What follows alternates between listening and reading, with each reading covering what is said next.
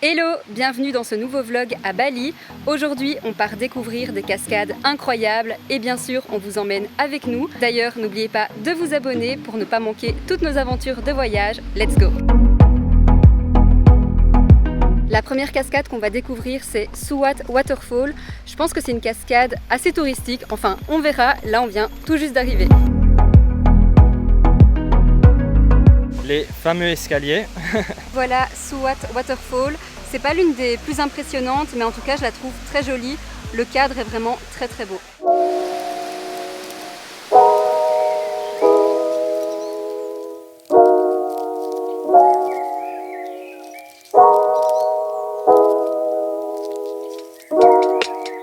Il y a aussi un petit radeau où on peut monter pour faire de très jolies photos. Par contre, c'est payant. Comme je vous disais, c'est une cascade qui est très prisée par les touristes. C'est vraiment une très jolie cascade. Par contre, il y avait pas mal de monde, surtout là maintenant, ça commençait vraiment à se remplir. Et du coup, maintenant, direction une autre cascade.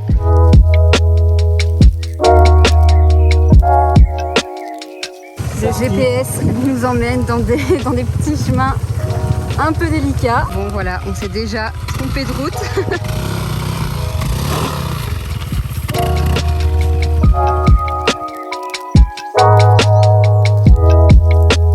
Regardez, ils ont utilisé des noix de coco pour en faire des pots de fleurs. J'adore. Céline, je déteste les cascades. À chaque fois, il y a plein d'escaliers. On est sur le chemin qui mène à l'autre waterfall et on est tombé sur celle-ci. Bon, elle est assez petite et je pense que l'autre sera beaucoup plus impressionnante.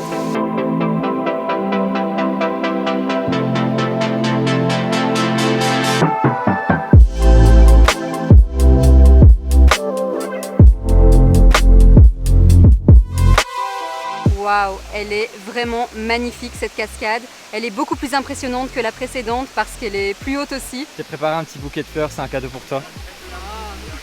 En plus, il y en a plusieurs. Hein. Je peux choisir. Ouais, bah écoute, c'est moi qui ai fait installer tout ça. Je peux choisir celui que je préfère. Voilà, ils sont tous beaux après. C'est juste pour toi. Et voilà, qu'est-ce que j'avais dit sur les escaliers. Un petit lézard. Il a peur, il bouge plus. Une petite pause nourriture et boisson s'impose. Avec cette chaleur surtout. Et là on s'est posé dans un warung juste à côté de la waterfall. On a une très jolie vue sur la rizière d'ailleurs. J'ai trop hâte d'aller à la waterfall suivante parce qu'elle a l'air incroyable. C'est une waterfall qui donne sur, en fait qui s'écoule sur des rochers. C'est difficile à expliquer comme ça. Le retour de la coco. Toujours présente, comme dans chacun de mes vlogs. Chin. Avec cette chaleur, on n'avait pas hyper faim. Du coup, on a pris des trucs un peu plus légers. Donc moi, j'ai pris un petit plateau avec des fruits. Il y a de la papaye, de la pastèque et du fruit du dragon. Et Aurélien, il a pris des bananes frites. Pas aussi équilibré. Non.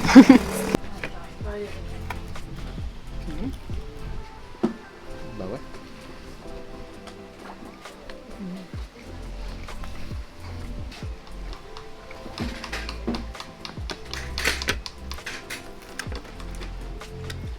Côté coran.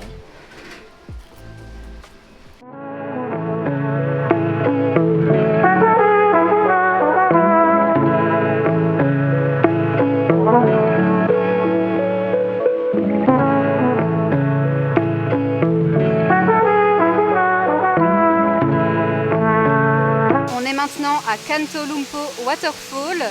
C'est incroyable, c'est vraiment magnifique. Et si vous voulez faire des photos à cet endroit, c'est payant en plus du prix de l'entrée de la waterfall. Et il faut faire la file. Et il faut faire la file, comme vous pouvez voir, il y a blindé de gens. On quitte déjà la waterfall, on n'est pas resté très longtemps parce qu'il y avait énormément de monde. C'était pas, c'était limite pas très agréable. Ouais, enfin moi ça m'a un peu gavé pour être honnête. Ouais. Pourtant c'est une très très belle cascade, d'où le fait qu'il y ait beaucoup de monde. Et d'ailleurs je pense que pour les cascades, désolée je suis essoufflée mais il y a beaucoup d'escaliers. Pour les cascades, si vous voulez vraiment avoir de belles photos, de belles vidéos, je pense que le mieux c'est de venir très tôt le matin. Bon les gars, je suis un peu dégoûtée parce que là le ciel est tout gris et à tout moment il pleut. Et en fait, la dernière waterfall qu'on va visiter maintenant, c'est genre la Beste. En gros, c'est une cascade qui est située dans une genre de grotte ou canyon. Et le meilleur moment pour y aller, c'est en plein après-midi parce que la lumière naturelle en fait éclaire la cascade et ça fait plein de petits faisceaux lumineux. Apparemment, c'est magnifique à voir. Mais là, vu la météo, je sais pas trop, enfin on sait pas trop à quoi s'attendre, donc on verra.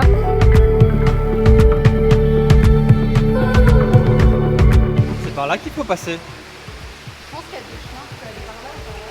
Il y a 2 chemins. Bah ça a l'air, je pense que tu peux monter par là. Et alors bah vas-y, on va aller par là. Go. Go, go, go, go. Et parce qu'après au moins. C'était un petit peu galère d'accès. On a dû passer par une espèce de mini-grotte par là-bas.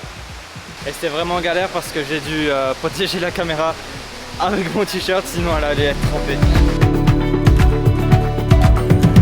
Normalement, s'il fait beau, ça doit éclairer beaucoup plus que ça et c'est très très joli.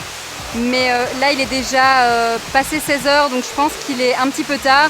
Et vu la météo, enfin vu le ciel tout gris, bah voilà. À ce stade, je sais pas si c'est une marche. Moi, c'est plus une marche en fait. C'est carrément un mur à escalader. C'est bien. Bah un peu quand même. Là, bah, c'est bon, moi dans les escaliers, j'ai l'habitude. Hein. Bon, un petit peu déçu. Mais voilà, on peut pas contrôler la météo et ça fait aussi partie de l'aventure. Ouais, bah, de toute façon, on a la chance de rester à Bali un petit moment, donc on pourra revenir. Ça va? Ouais, ça va. Ça fait la 3e fois qu'elle manque de tomber aujourd'hui. Mais en même temps, bon, c'est un peu glissant hein, pour aller à la cascade. C'est posé juste au-dessus de la cascade, dans un café. On est bien installé là. On est dans des genres de... Je sais pas trop comment décrire ça. Ouais, je vais vous montrer ce plus simple. Ça ressemble à ça. Ouais. C'est pas mal, c'est un peu original. Après, on est un petit peu assis comme ça. Donc, on est bien là. Ouais, on est bien mis. J'ai pris un milkshake à la vanille. Ça faisait genre des années que j'avais pas bu ça. Et Aurélien, comme toujours, son café glacé. En vrai, on est hyper bien installé, sauf qu'il commence à pleuvoir. Du coup, c'est un peu moins cool ça. Voilà ce qui se passe quand il commence à pleuvoir. Ça fait, je pense, 5 ans que ma mère, elle m'a dit ah, prends ça au cas où à chaque fois. En 5 ans, c'est la première fois que je le mets. Mais en fait, c'est super grand. On dirait une cape. Bon, moi, j'ai juste mis ma petite veste en jeans, donc j'espère que ça suffira. Sinon, je peux te mettre dans ça. Ouais, en vrai, je peux me faufiler dedans, il y a de la place. Ouais, c'est parti pour 1 heure de route. On est de retour à la guest house, on s'est un peu pris la pluie en scooter. Et en vrai, je trouve que pour une saison sèche, enfin pour la bonne saison de Bali, je trouve qu'il pleut quand même assez souvent. On n'a pas eu beaucoup de chance, je trouve. Après, heureusement, c'est souvent la nuit qui pleut le plus. Et par contre, ne vous fiez surtout pas à la météo de votre téléphone et surtout celle de l'iPhone parce qu'elle n'est absolument pas fiable. Et ça ne reflète pas du tout la réalité. On s'est lavé, changé avant de sortir manger au resto. Mais avant ça, on voulait revenir un petit peu sur nos impressions sur Ubud. Si vous avez vu ma vidéo où je vous présentais notre logement à Ubud, je vous avais partagé un petit peu mes premières impressions sur Ubud. Et du coup, on voulait revenir un petit peu là-dessus, surtout par rapport à la circulation. C'est vrai qu'on disait que la circulation, c'était un peu le carnage. Ouais. Et bah, c'est le cas. Mais en fait, surtout dans le centre, en fait. Ouais, en fait, dans le centre d'Ubud, il y a pas mal de circulation, mais au final, en fait, ça va encore pour se déplacer. Ouais, et puis dès qu'on s'éloigne un petit peu de l'hypercentre, là, il n'y a vraiment aucun problème. Ouais, ça c'est vrai. Aujourd'hui, on a roulé quand même vraiment pas mal, un bon moment, et on n'a jamais été bloqué une seule fois dans les bouchons. Après aussi, au niveau des restos, je trouve que par rapport à Canggu, il y a un peu, enfin c'est plus compliqué, je trouve de. Ouais, il y a moins de choix, et en plus, on est quand même un petit peu difficile au niveau du choix. Enfin, nous, on aime bien diversifier notre alimentation. Malgré le fait que voilà, on mange local, mais à côté de ça, on aime bien changer un petit peu de cuisine, quoi. Et c'est vrai qu'on galère souvent à trouver un resto. Maintenant, on a un peu nos habitudes, on va souvent dans les mêmes endroits. Après, Canggu, c'est différent aussi parce que je trouve que c'est plus animé comparé à Ubud. Enfin, Ubud, c'est vraiment, comme je vous disais, le coin plus touristique. Et Canggu, ouais, ça bouge plus, c'est différent. Et par contre, les moustiques à Ubud, c'est la cata. T'as eu combien de piqûres? Ouais, là, je me suis posée dehors tout à l'heure, je suis restée même pas 5 minutes. Et pourtant, je vous jure, j'ai mis de l'anti-moustique. J'ai plus d'une vingtaine de piqûres sur le corps. Et en fait, je sentais un petit truc me piquer. Et à chaque fois, je bougeais les jambes, je me dis, mais c'est pas possible, il y a quelque chose. Et en fait, en rentrant, j'ai commencé à me gratter. Et en fait, effectivement, j'ai plus d'une vingtaine de piqûres sur le corps.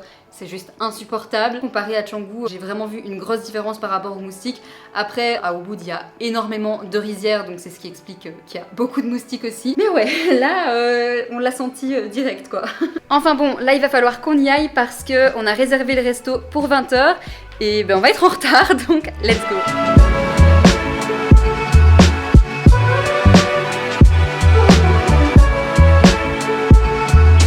On est dans un resto qui s'appelle Kika et c'est un resto qui nous a été recommandé par le propriétaire de la guest house dans laquelle on loge et c'est un resto péruvien, donc c'est une première. Là on vient tout juste de commander à manger. Alors en entrée j'ai pris un goat cheese soufflé, je sais pas trop ce que c'est honnêtement, et Aurélien il a pris des empanadas.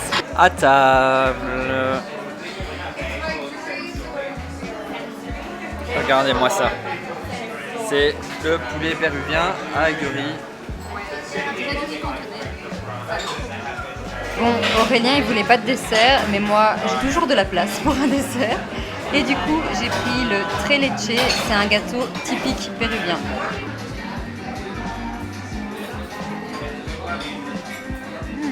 On a trop mangé, Aurélien il est déjà en train de faire un coma.